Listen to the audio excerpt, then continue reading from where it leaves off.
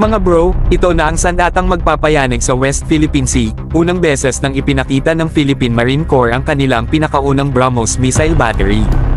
At hindi lang basta display, operational na ito at nakapwesto pa sa Zambales, sa mismong lugar kung saan malinaw na abot ng range nito ang Scarborough Shoal. Grabe, mga bro, ito na talaga ang simula ng bagong era sa coastal defense ng Pilipinas.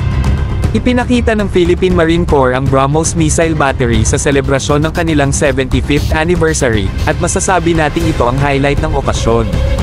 Ang battery complex na ipinakita ay kompleto, may mobile launchers, command and control units, at logistics support vehicles, na lahat ay bahagi ng Integrated Coastal Defense System.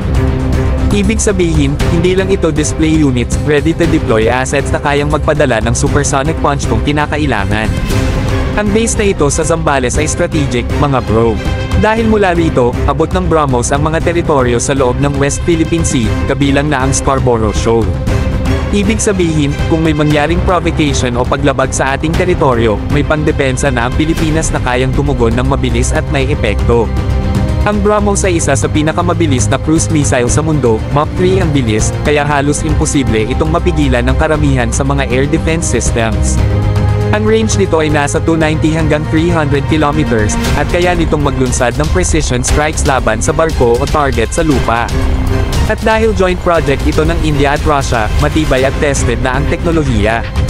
Ilang taon din nating pinangarap na magkaroon ng ganitong kakayahan. Ngayon, unti-unti na nating nakikita, ang Pilipinas, hindi na basta-basta victim sa sarili niyang karagatan.